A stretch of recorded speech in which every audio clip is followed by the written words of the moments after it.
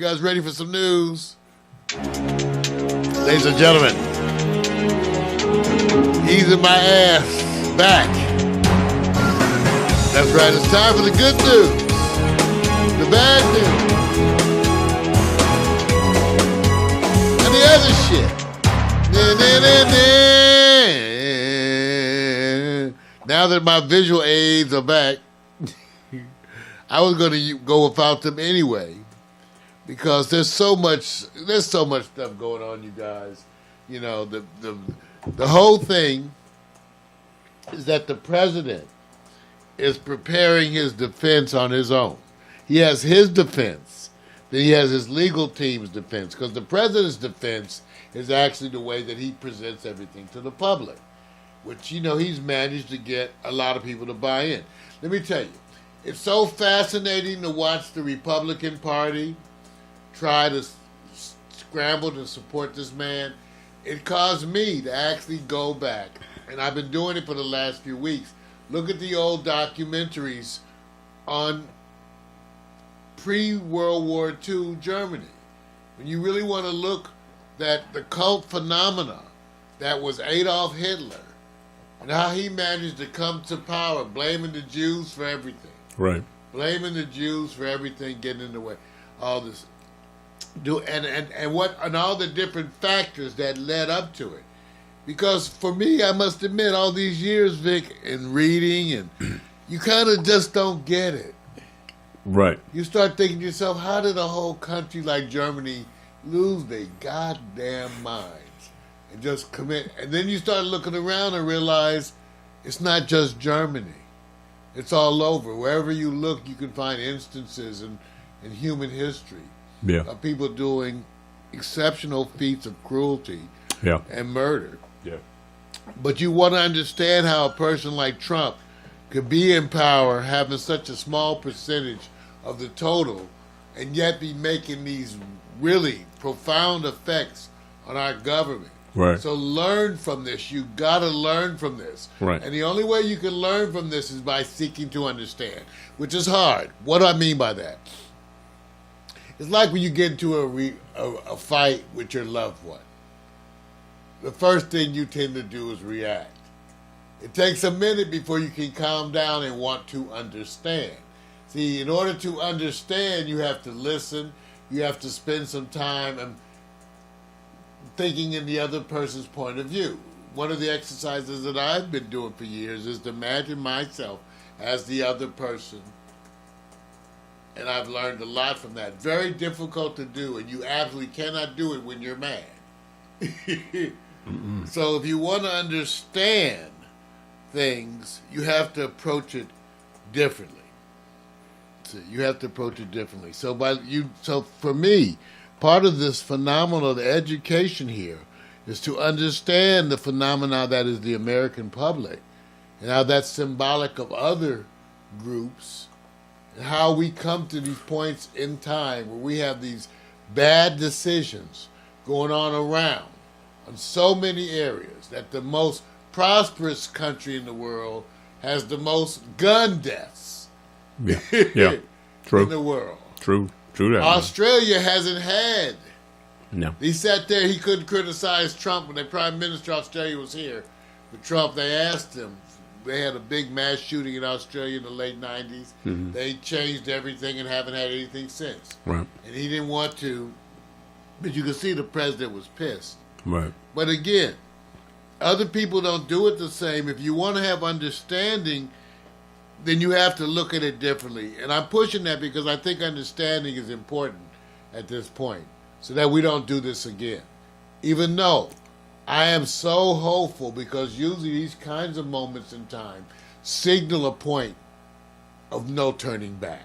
We tend to go forward. Black people will never again be out in the cotton fields as indentured servants even. Right. Okay? Right. Women will never play the subservient roles that they have here.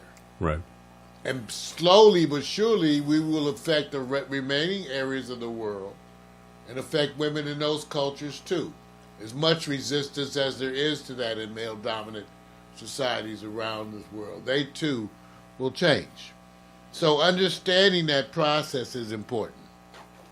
Understanding what's going on is important so that we can get something out of this whole issue with what's going on with the president. Because it's crazy. And I'm saying this because I've already warned you that the upcoming unveiling of Mueller's package is going to be the most momentous, most important day in American history in a very, very, very long time. It's going to be a momentous day because of the scope of the charges, the evidence of the charges, okay? Yeah. The conclusions that they lead us to. Because this is a man, Vic, who's renowned for his attention to detail. And we've talked about this so much. Yeah. We've talked about this, we've talked and talked. Because that's one of my pet peeves. 30 years as an emergency pediatrics. Attention to detail. Yeah. Yeah, I mean, look. One of my pet peeves. Look. If you never was in politics and you had 4 years assigned to you, and they said, well, you really only have 2 years. He says, why? Because you really only have a year. He says, why? He says, because once you're elected, you're working on the re-election. So you need to step up on your knowledge of how this system works. I said, I just don't see anybody being able to acclimate themselves to it. I'm not saying you have a group of people now in office for the first time who shun. That's what I'm saying. Study because they don't want to study anything. Well, this is about. Look, I believe we're in what they call a social political war. Now, with that being said, that's why I sit there and say I love the dance of the young folks. Their action speaks faster, and they step to their actions. While it's like watching, and I'm not going to knock everybody's parents, but you have that round table when all the kids come by with all the parents. It's a family reunion. It's going to be that room where they're going to start talking. You know what I'm talking about, Mario. He says, this is the room where we're going to talk ideology. Politics. Yes. The kids. Thanksgiving dinner. The kids are going like. Hopefully not Christmas. Who's that? Who's that? Is that your cousin? Is that your. They're over here going, can we activate something over here? They're wasting their time. And look, I'm not, what they call in those political kind of evaluators. I'm not involved in that. But I do know this. I see the example of what happens when you actually talk about that people can be considered sheep. Because sometimes you're waiting for somebody just to lead the side that you believe in, and you already know that you're not going to change. I don't believe that the person comes and then they say, oh, he's changed their minds. I believe they were already percolating, sitting there going like this. It's about damn time we got somebody. Well, he's a little list. It's okay. It's okay. I don't care what you tell me. And I think they've always been there. And the part that I think the change is coming, and it's not the change like Obama. I said, don't mess with the young folks. They affect the downline and the revenue and the profit. And there's a war going on. And I said, watch this. Was the NRA untouchable? Nobody could touch them. And I said, so it took some high school students to sit up here and change the corporate fabric of sponsorships at the NRA where all those companies start pulling out. A beginning. Let's hope to see, because we know from the past that sometimes these things are episodic. I agree. Transient. I agree. And we've been here before. I can tell you the Vietnam War is the biggest example of the youth affecting policy. But let me remind people, it took a lot of ass whipping and people dying for that to actually occur. Yes. But the attitudes and the sentiments and to the degrees. I just was watching the Patty Hearst documentary, and you're reminded of a time when everybody was worried about fighting the government way differently than it is currently. Right. Okay? Yeah. So those things happen. So you're right, Vic. You're right. There's a phenomenon going on. There's the young people, again, that are part of it. They're way this ahead. is a worldwide, but we still yet to be seen the ongoing impact. I talked to Miko knows. I brought this up to Miko. I said, you want to see about change and how you affect the dollar? I said, you see Kylie Jenner. She had already seen it. I said, you see what Kylie Jenner did when she all of a sudden spoke against Snapchat because of their redesign? It affected the market by 20%. And they lost $1 billion worth of shares just because of her Snapchat that says, I don't like this redesign. Immediately the market shifted because so many people followed her. Now, I'm not going to say that she's the direct cause to a point, but what she's doing is what they call shaping a conversation, which may or may not be proven, but I know you don't lose 20% value. It's at least a start. Yeah. The NRA is so powerful, so entrenched, and has so much money. They can tolerate $1 billion in laws. Yes, they can. They probably donate, if you go look what they've donated per year. Right. I'm sure that's, substantial. I don't know what those figures are. Right. But that's why it remains to be seen how we do this. By the way, I might add that further evidence of the lack of any cohesive policy anywhere is the fact that the Democrats have just had their recent convention. They couldn't even affirm Dianne Feinstein. I saw that already, man. They couldn't even give her a vote of support. Why? Did you read why? Did you see why they said that? She's always been one of those ones, look, to me, I'm not a Democrat. I'm not. And again, the Democrats have failed abysmally to come up with a policy in order to, all they have is anti-Trump. All they have all they have to their claim is we're not Trump. That's all they have. Are they? Let me just say, let me ask this because it's very important. Sometimes you're so committed to the fight that you let progress slip away from you. Are they standing in the same old sand? Yeah, they stand in the same old same, and I don't think they're committed to the fight. I think they're committed to the same old. That's why I'm not there. And the one thing that better not happen, if Hillary Clinton supporters dare to suggest that she would have been a good alternative, all they're going to do is get shot down because no one wants to hear about her. See, they have to let that go. They have trouble still letting that Hillary crap go. They still want to talk about Hillary. They can't let it go. But they need to understand that the rest of us don't care or support Hillary in those ways. And so that's why the Democratic Party hasn't gained and gone anywhere. They're running in a little circle doing nothing. Yes, they are. Now, I'll give you a choice. If you had to live off of making a choice that represents progress, you have a choice. Hillary or Al Sharpton? That's when you drink. I go, Al. That's another story. All right, you guys. Robert Mueller, the history behind the man. I wanted to take a moment to remind everybody about who Robert Mueller is. Because I made all these predictions in 5/22 of last year. That show you can go see. I made those predictions. And a lot of my friends and other associates are coming to me saying how they're amazed at how correct I appear to have been. Still yet to be seen. Remember, I predicted an orgy of evidence. I said there's going to be evidence left everywhere. That part of the problem was that there would be so many crimes. I said you may have as many as 60, 70 actual crimes. Right. Yeah.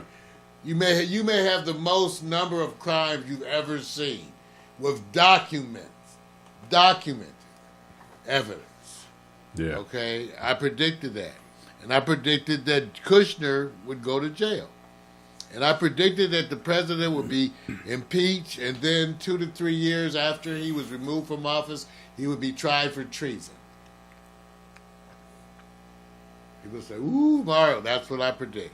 Yeah. Let me tell you about Robert Mueller. Because you need to understand, you notice there's been no leaks from Mueller's, huh? None. Even the latest indictments shocked. You know what scared everybody, especially the GOP and Trump's people, that they didn't expect those. I know. Totally underestimated them. They totally didn't expect those indictments. Van der Swan, all these other individuals, because remember I told you you're going to have an orgy of evidence. He's lining up all the people to testify. Yeah. Yeah. And he's picking his way through the bunch. And Manafort is going to flip. Even right now, his boy flipped. Yes. Gates flipped. Yes. Manafort is Too much. bricks. It's too much. Plus, they used to living good. Yeah. And Mueller and them are pushing to have him be placed in custody. And if he has to go be in a prison, that's going to break his. Oh, my God. Gates has small a family with kids, all that. Of course. He's thinking about his family and the legal costs. Manafort's got way more money. Yes. He's a bigger, but he got everything. He won't be able to move it. They got him. They can't get him out of the U.S. Yeah. They can't pardon him out of this because they have the crimes already be other legal indictments with, I don't know the exact terms, but on a state level. Right. Mueller has coordinated with states so that additional charges are in place on a state level so that even if the president were to pardon him, still can't clear him. If the president were to pardon him, he couldn't get him out. No. Can't get him out. That's why Kushner's going to jail. Because he's not going to be able to pardon him out of that. Right. And he's a sweet one.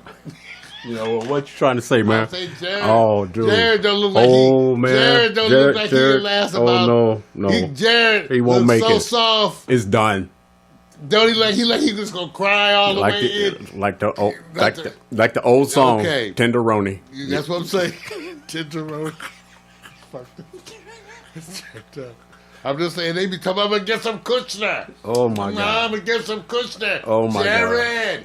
Jared. Oh man. Better get that security clearance. Get your PJs. We're not wishing this on him, are you? We're not wishing this on him. I'm not wishing it. I'm just saying he's going to jail. Let's go back. Let me tell you about Mueller. A Republican. He was the 6th director of the FBI. The 6th. He was appointed by George Bush. And he had an original 10-year term that was given a 2-year extension by Obama, making him the longest-serving FBI director since J. Edgar Hoover. He's currently, and I quote, the head of the Special Counsel investigation of Russian interference in the 2016 United States elections.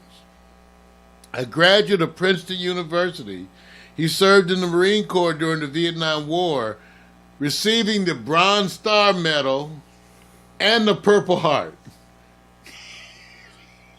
I know, man. Don't. I know. Some people just sound like kick-ass. Bronze Star and the Purple Heart. Yeah. He graduated from the University of Virginia School of Law in 1973. Just graduating high school. And then he got an appointment to assistant U.S. attorney. Wow. Prior to his appointment as FBI director, Mueller served as U.S. attorney, and he was United States Assistant Attorney General for the Criminal Division and acting U.S. Deputy Attorney General. Now, what does that not explain, though? Mueller is the man who took down the Gambino family. He's the one who flipped Sammy the Bull. He's the one who flipped. He's the one who took down Gotti. Mm-hmm. Okay? Specifically, he cut his teeth. So before he got to Papadopoulos and Manafort and Flynn, he had cut his teeth back in the days on the trials of John Gotti, Frank Locascio, and Sammy Gravano. Mm-hmm. And they say that the methodology that he's using is essentially the same. This is a man who's known for his attention to detail. And they say, in contrast to the legal papers that have been offered by the Trump attorneys at different times, they say that his document presentation has been impeccable and compelling. Vic, they say his documents are impeccable and compelling. That's okay. And like I said, they're gonna be passed them out to the law students. Yeah, hey, look. And the law students right now are gonna be studying his maneuvers along with the past maneuvers. Right. Just so they can learn from this for the future. This is really not about Russia. Okay? We could talk about, we're talking about absolute greed. We're talking about greed. That's what you're going to find here is a whole bunch of greedy. Mr. and Mrs. Greedy. It's all about that, man. It's so flagrant. I don't have to comment. I don't have to, man. This is an example of the greatest political reality show, as I kept saying over and over again. You're going to see things. It's almost like you think about the people who are following him, that will follow him until he is out and rebel against the system, even if they take him down. They're going to say, I'm sorry, I hate you guys more than I hate him. I'm trying to get my bulletin board up of the people we want to remember. See, I want to get a bulletin board of the folks who continue to embrace and endorse Trump. Right. So we can celebrate them for the next year or two. Right. So I want to be able to come back to them and say, oh, but weren't you the one who said, and we know Devin Nunes, he's going down. See, I'm just saying, because I would say there's a lot of other ways, you know. Like we want to see what we're gonna one day find out what Putin's got on Trump. You know, I'm just saying. I could use some other terms. Somebody's blowing somebody in here. That's the hot stuff. That Hope Hicks coming next. You can tell the soft ones. They used to. I'm used to them good sheets. When you start talking about that prison issue, can you imagine Hope having to spend the night in jail? No. Oh, Hope, you going down too, baby girl. Hope. Oh my God. Hope. No. Hope is the hot one in the White House. Oh my God. Oh jeez. Former mom. There's some people going broke. You know, that's why everybody has their questions to Omarosa. She said she didn't. Well, you know. I don't know. What do you believe? What do you believe? I'm just saying. What do you believe? Okay. All right. Everybody, that's the good news. The bad news. Definitely the other shit.